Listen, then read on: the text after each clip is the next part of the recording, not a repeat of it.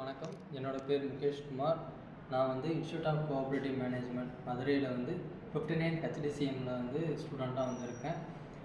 இப்போ வந்து பார்த்திங்கன்னா இந்தியாவில் வந்து கூட்டுறவு சார்பாக பெரிய யூனிவர்சிட்டி வந்து வரும்னு சொல்லியிருக்காங்க. இது என்னென்ன பெனிஃபிட்ஸ் என்னென்ன அப்படின்னா, முக்கியமாக வந்து பார்த்திங்கன்னா ஒரு யூனிவர்சிட்டி எடுத்துக்கிட்டோம் அப்படின்னா, அதாவது அடிமட்ட லெவலில், அதாவது டிப்ளமோ, மேலே யூஜி, பிஜி, பிஹெச்டி, பிடிஎஃப் இந்த மாதிரி வந்து எல்லா கோர்ஸும் வந்து ஆஃபர் பண்ணுவாங்க. அதெல்லாம் வெவ்வேறு டெசிக்னேஷன்லாம் வந்து இருக்கும். இப்போ என்னோடய மேஜர் வந்து பார்த்திங்கன்னா அக்ரிகல்ச்சர். என்னோடதுல வந்து பார்த்திங்கன்னா டிப்ளமோ இருக்குது, பிஎஸ்சி இருக்கும், அதுக்கப்புறம் பிஜி, பிஹெச்டி இருக்கும், பிடிஎஃப்னு வந்து இருக்கும்.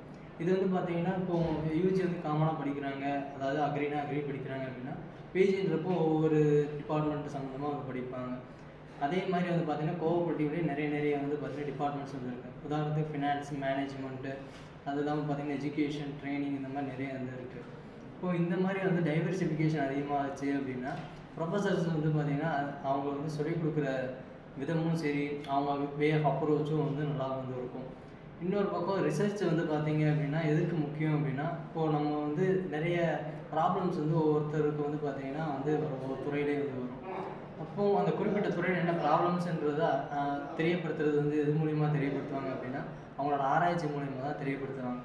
இந்த ஆராய்ச்சி வந்து பார்த்திங்கன்னா முக்கியமாக வந்து ஒன்று நம்ம இயக்கத்துக்குன்னு நடந்த ஆராய்ச்சியில் வந்து என்னென்ன குறைபாடு இருந்தது அதை தெளிவுபடுத்துது.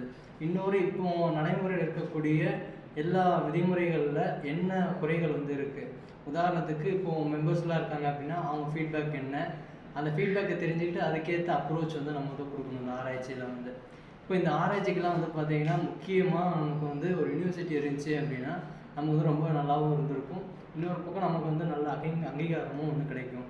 இதனால் வந்து பார்த்திங்க அப்படின்னா நமக்கு நிறைய வந்து எம்ப்ளாய்மெண்ட் ஆப்பர்ச்சுனிட்டினாலும் சரி, எக்கனாமிக் டெவலப்மெண்ட்டும் அதிகரிக்க வாய்ப்பு இருக்குது. ஹையர் எஜுகேஷன், அதாவது கிராஸ் என்ரோல்மெண்ட் ரேஷியோ வந்து நமக்கு வந்து அதிகமாகும். இப்போ முக்கியமாக கோஆப்ரேட்டிவ் யூனிவர்சிட்டி வந்து பார்த்திங்கன்னா நமக்கு வந்து மேஜராக ரூரல் டெவலப்மெண்ட்டுக்காக நமக்கு வந்து கொண்டு வர வந்தது தான் இது வந்து பார்த்திங்கன்னா ரூரல் டெவலப் ஆகிடுச்சு அப்படின்னா ஆட்டோமேட்டிக்காக நமக்கு வந்து அந்த கண்ட்ரி வந்து டெவலப்மெண்ட் ஆகும். இந்த ஐசிஏ கான்ஃபரன்ஸ் வந்து பார்த்திங்கன்னா 2024 லாஸ்ட் இயர் வந்து நவம்பர் நடந்துச்சு. அதில் இந்தியா சார்பில் என்ன சொன்னாங்க அப்படின்னா, இனி உலகமே வந்து பார்த்திங்கன்னா கூட்டுறவு கோட்பாடுகள் தான் நடக்கும்னு வந்து சொல்லியிருக்காங்க. அந்த வகையில் இந்த பல்கலைக்கழகம் வர்றது ரொம்ப மகிழ்ச்சியான தருணம். என்னோடய பார்ட்டிசிபேஷன் அந்த பல்கலைக்கழகத்தில் மேலும் வந்து இருக்கும்னு சொல்கிறதுக்கு நான் ஒரு கடமைப்பட்டிருக்கேன். எல்லாருக்கும்